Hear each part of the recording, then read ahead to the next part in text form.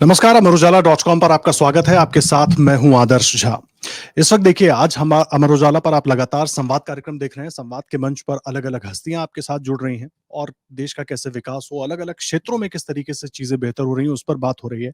लेकिन इसी कड़ी में हमारे साथ बात करने के लिए इस वक्त एक दिग्गज हस्ती मौजूद है, जिन्होंने मैदान पर तो अपनी धमक दिखाई ही, और वो धमक ऐसी दिखाई कि अभी भी वो धमक, चमक और उसकी आवाज अभी भी सुनाई देती है।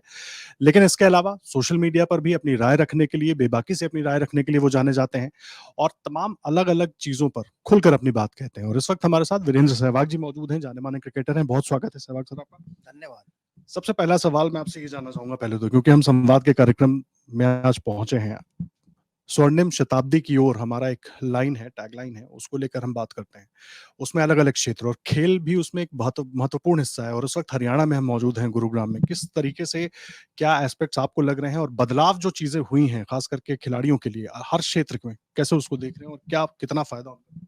हरियाणा तो गढ़ है ओलंपिक मेडल्स का और यहाँ से आप जितने भी एथलीट निकलते हैं वो ओलंपिक में मेडल लेके आते हैं, चाहे वो रेसलर हो, शूटर हो या बॉक्सर हो। तो हरियाणा का तो नाम रोशन उनके एथलीट्स ने किया है और हरियाणा ने बहुत सारी फैसिलिटीज़ भी दी है। बहुत अगर मैं अपनी ही बात करूँ तो मुझे भूपेंद्र सिंह हुड्डा ने बुलाकर लैंड दिया कि आप यहाँ पर क्रिकेट अकेडमी खोलिए, स्कूल खोलिए जहाँ आप बच्चों को पढ़ा सके, क्रिकेट सिखा सके। तो ऐसी बहुत सारी सुविधाएँ दी हैं हरियाणा सरकार ने एथलीट्स को। तो इसलिए हरियाणा में जो भी खिलाड़ी है वो भरता है तो वो यही सोचता है कि या तो अपने देश का नाम रोशन करे, ओलंपिक में मेडल लाए या कॉमनवेल्थ में मेडल लाए, ताकि उसे सरकार से और बेनिफिट मिले। तो हरियाणा इसमें नंबर 1 है।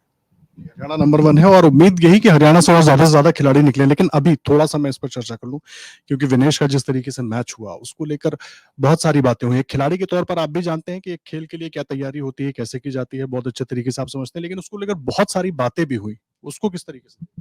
आई थिंक देखिए वो दुर्भाग्यपूर्ण है जो भी हुआ। तो मैं तो यही कहूँगा कि हमने एक मेडल मिस कर दिया। अगर वो 100 ग्राम से ज़्यादा वेट ना होता उनका, वो बराबर होता तो शायद हम लोग एक और गोल्ड देख रहे होते ओलंपिक में। बट ऐसा होता है कई बार क्या होता है, अगर आपने 1 लीटर पानी पी लिया, वही भी 1 किलो और वज़न बढ़ा देता आपका।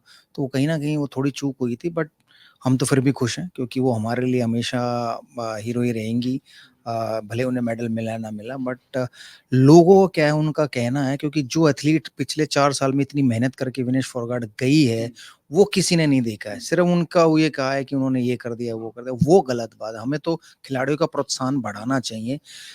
उनका प्रोत्साहन गिराना नहीं चाहिए। तो मुझे ऐसा लगता है कि हो सकता है आने वाले अगले अगले इवेंट्स में वो और बेहतर करे और मेडल लेके आए भारत के लिए।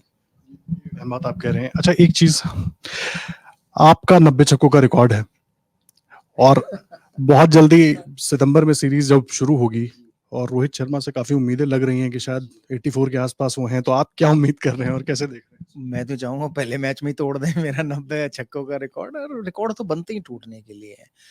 तो मुझे पता भी नहीं था कि मैंने इतने छक्के मारे हों टेस्ट क्रिकेट में 90। तो अच्छी बात है, अगर वो तोड़ते तो और अच्छी बात है कि वो मुझसे ऊपर निकल जाएँगे, क्योंकि फिर उनका नाम आएगा, फिर उनके उनके छक्कों का रिकॉर्ड कोई और तोड़ेगा, शायद आने वाले टाइम में ऋषभ पंत हो। अभी इंडियन क्रिकेट में जिस तरीके का बदलाव हम देख रहे हैं, अब जय शाह आईसीसी के प्रेसिडेंट बने हैं, इस पर भी थोड़ी-सी कंट्रोवर्सी हो रही है। मैं उस पर नहीं जाना चाहता, लेकिन क्रिकेट में, इंडियन क्रिकेट में और खास करके बीसीसीआई में भी वो रहे, तो किस तरीके से बदलाव और क्या चीज़ें चेंज होनी चाहिए, उसको किस तरीके से देख रहे हो? और खास करके अब जय शाह के बनने के बाद जो तमाम बातें।